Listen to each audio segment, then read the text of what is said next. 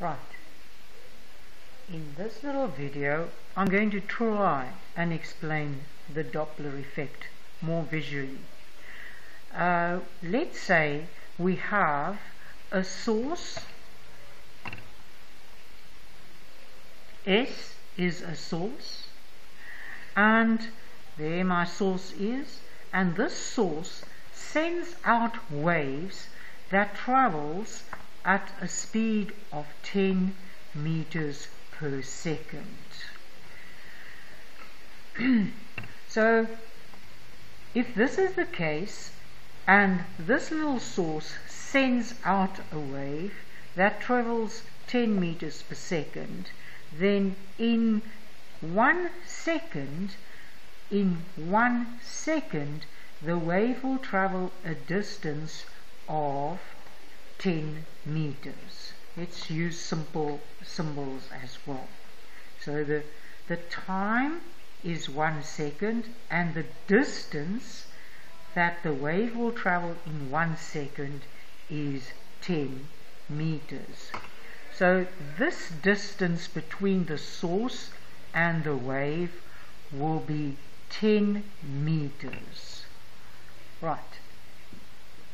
If we use the same source and we look at the wave that was emitted 2 seconds ago, that wave will be a distance of 20 meters away from the source. So I'm going to try and represent this wave there.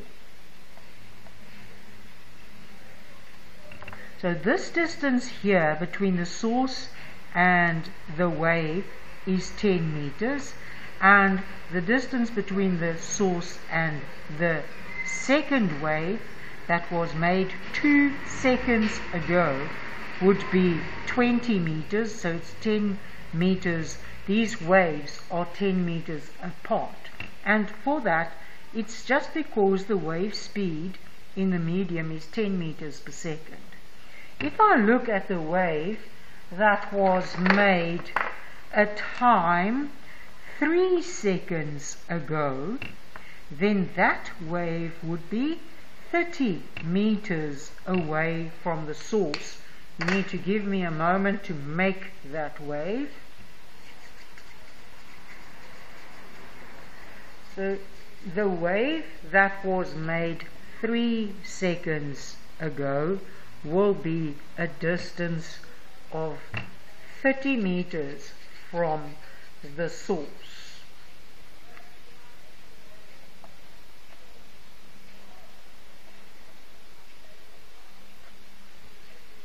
And this is how far I'm going to go with the time and the distance between the waves. So if your source is stationary, then the distance between the individual waves will be 10 meters. Now this distance is called the wavelength of the waves. So the first wave was made 3 seconds ago, so it will be 30 meters away from the source. The second wave was made 2 seconds ago, so it's traveled a distance of 20 meters from the source. And the last wave was made 1 second ago, so it had time to travel 10 meters from the source. So in this case, if the frequency of the wave is 1 hertz, the wavelength will be 10 meters. We work with waves that travels in the same medium. So wave speed equation says the wavelength times the frequency will give you wave speed. So 10 meters times 1 hertz will give you 10 meters per second. Now the tricky part comes in when the source moves. So in this case, an observer that is standing on this side of the wave will hear a frequency of 1 Hertz, which is emitted by the source. Exactly that frequency is emitted by the source. And if an observer would stand on this side of the source, he would hear 1 Hertz, because the distance between the waves here is 10 meters. 10 meters. The wavelength remains 10 meters. Now, the tricky part is going to be when the source moves. So, I'm going to start off with the youngest wave.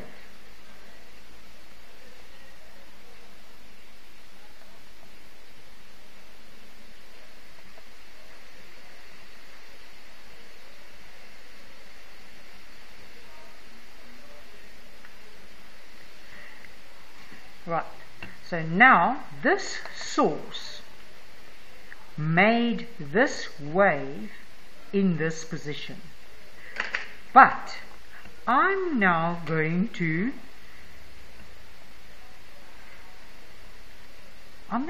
move the source in the same time that this wave took 10 meters to move to that position, 10 meters to move in all the different directions. In that same time, the source is going to move at a speed of 5 meters per second.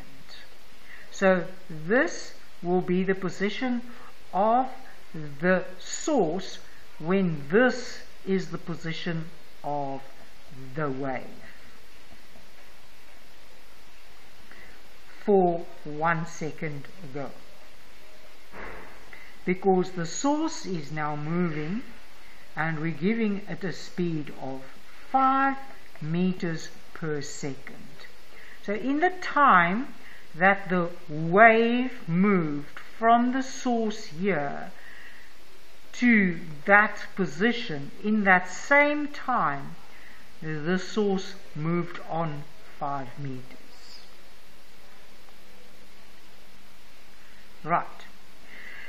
Where is the wave that was made 2 seconds ago? Now 2 seconds ago, this object was, that's 1 second ago, and this is 2 seconds ago. This object was there 2 seconds ago, 5 meters behind where it was 1 second ago. Where is that wave that was made 2 seconds ago? It is 20 meters away from this position. So 20 meters away from this position takes us 5 meters back to that wave and 15 meters back to that wave, and 5 meters to there and 10 meters to there and another 5 meters on. So it's 5. So I can see that this wave that was created 2 seconds ago is 10 meters from this position and 10 meters from 20 meters from this position. So sorry, my humble apology. It is 20 meters from that position and 20 meters to that position. I've got too many lines here now. Let me take it out.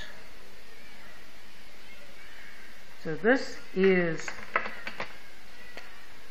This is 2 seconds ago. The object is there now.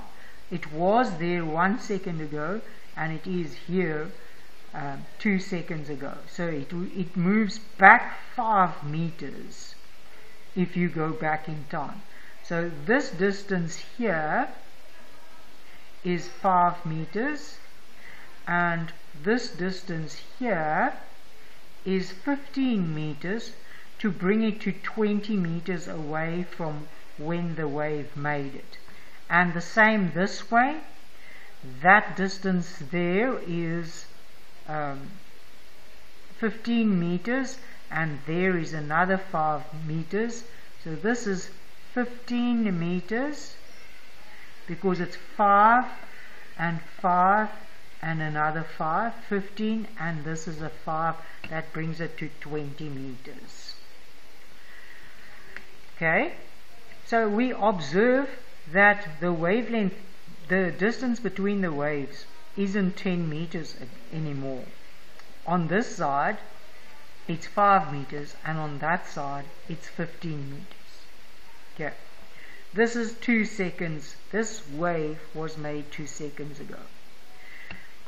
Where was the object 3 seconds ago? The object 3 seconds ago was there. This was the position of the object 3 seconds ago. Where is the wave that was made 3 seconds ago? That wave is 30 meters away from the source.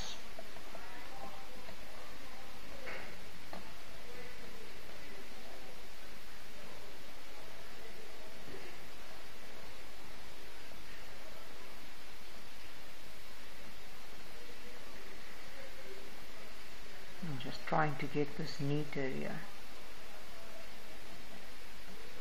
So from here, 30 meters away takes you to that distance being 15 meters as well.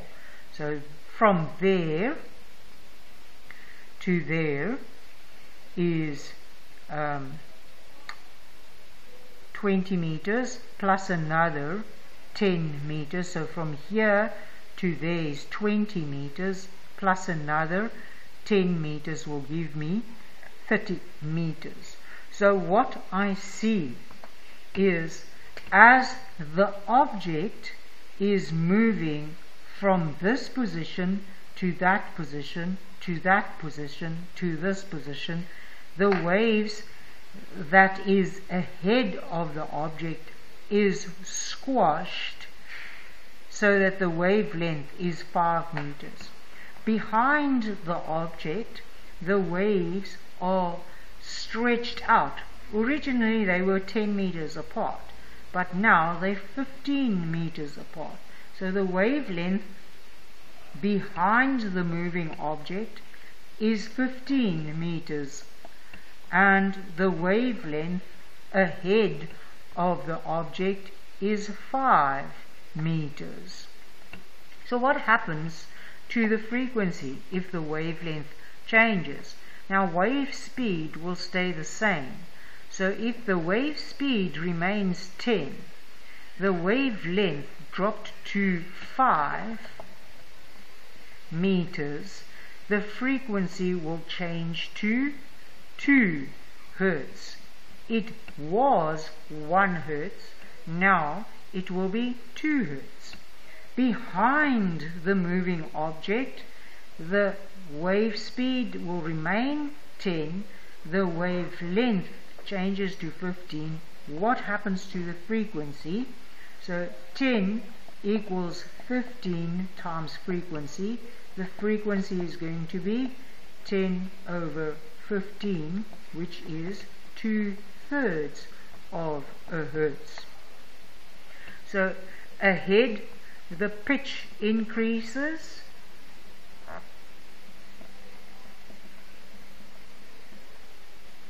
to the observer, and behind, the pitch decreases. Sorry, you can't see that.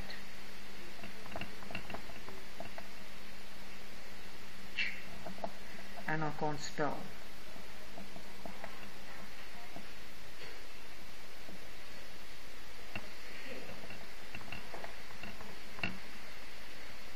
This was just a visual way to try and demonstrate why the pitch is increasing when a moving source of sound approaches an observer, and why the pitch decreases when the moving source of sound moves away from the observer.